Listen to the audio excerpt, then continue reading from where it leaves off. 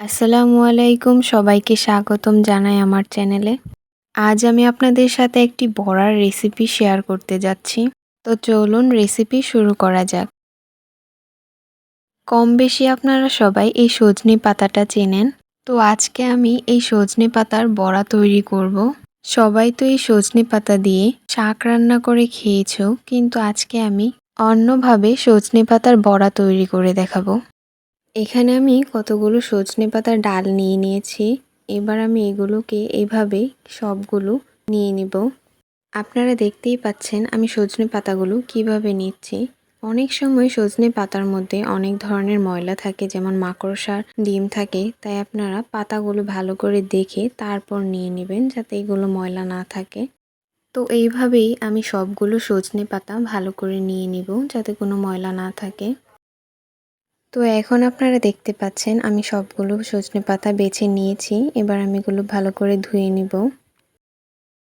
সজনে পাতাগুলো ভালো করে ধোয়া শেষ হয়ে গেলে এবার আমি কেটে নিব। আপনারা চাইলে না কেটেও করতে পারবেন, কিন্তু কেটে নিলে ভালো হবে। আমরা সকলেই জানি যে সজনে পাতার মধ্যে অনেক ভিটামিন আছে, তাই যারা এই সজনে পাতাটা খেতে চান না তারা এইভাবে বড়া বানিয়ে খেতে পারবেন। দারুণ মজা হয় এই বড়াটা। এই তো আমার সবগুলো সজনে পাতা কাটা শেষ। এবারে আমি এগুলোকে মেখে নিব। আমি নিয়ে নিলাম এখানে 3টি পেঁয়াজ কুচি, 1টি রসুন কুচি, 4 থেকে 5টা মরিচ কুচি। এবার দিয়ে দিব হাফ চামচ মরিচের গুঁড়ো, হাফ চামচ হলুদের গুঁড়ো, হাফ চামচ লবণ। এবার দিয়ে দিব চালের গুঁড়ি। আপনারা চালের গুঁড়ির পরিবর্তে এখানে আটাও ব্যবহার করতে পারেন। চালের গুঁড়ি ব্যবহার করাতে বড়াটা মুচমুচে হবে, কিন্তু আটা ব্যবহার করাতে বড়াটা তেমন মুচমুচে হবে না। এই তো এবার আমি ভালো করে মেখে দিয়ে দিব একটু পানি। পানিটা দেওয়াতে এগুলো ভালো করে মিশে যাবে। এরপর অল্প অল্প করে দিয়ে দিব গুঁড়ি। আপনার যেই পরিমাণে গুঁড়ি প্রয়োজন হয় সেই পরিমাণে গুঁড়ি অ্যাড করবেন। এই তো আমার ভালো করে মাখা শেষ হয়ে গেছে। এবার আমি এটা এক সাইডে রেখে দিব। এরপর আমি একটি কড়াইয়ে দিয়ে দিব পরিমাণ মতো রান্নার তেল। তেলটা গরম হয়ে গেলে এখন দিয়ে দিব বড়াগুলো। এভাবে হাতে গোল গোল করে বড়াটা দিবেন, তাহলে দেখতেও সুন্দর হবে, খেতেও দারুণ হবে। এভাবেই আমি সবগুলো বড়া ভেজে নিব। এক পাশ ভাজা হয়ে গেলে আমি উল্টিয়ে দিব। ঘরের অল্প উপকরণ দিয়ে এই সজনে পাতার বড়াটা করা যায়, আর এটাতে অনেক ভিটামিন আছে, তাই আপনারা অবশ্যই বাসায় এটা ট্রাই করবেন। বিকেলের নাস্তা হিসেবে এই মুচমুচে সজনে পাতার বড়াটা কিন্তু একদম জমে যাবে।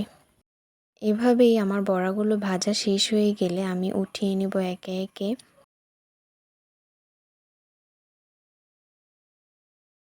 সজনে পাতার বড়া বানানোর জন্য আপনারা কিন্তু একদম কম পরিমাণে তেল ব্যবহার করবেন। এতে কিন্তু অনেক সময় ধরে ভাজা হয় এবং খেতেও কিন্তু দারুণ মুচমুচে হয়। এভাবেই আমার সবগুলো বড়াগুলো ভেজে নেব। আপনারা যারা আমার চ্যানেলটি সাবস্ক্রাইব করেননি তারা অবশ্যই লাইক, কমেন্ট, শেয়ার এবং সাবস্ক্রাইব করবেন। আপনাদের একটি লাইক এবং কমেন্টে আমাকে পরবর্তী ভিডিও তৈরি করার জন্য উৎসাহ আসে। আমার সবগুলো বড়া ভাজা হয়ে গেছে। এবার আমি উঠিয়ে নিব। বিকেলের নাস্তা এবং সকালে ভাত খাওয়ার জন্য আপনারা এই রেসিপিটি ট্রাই করতে পারেন। ধন্যবাদ সবাইকে। আল্লাহ হাফেজ।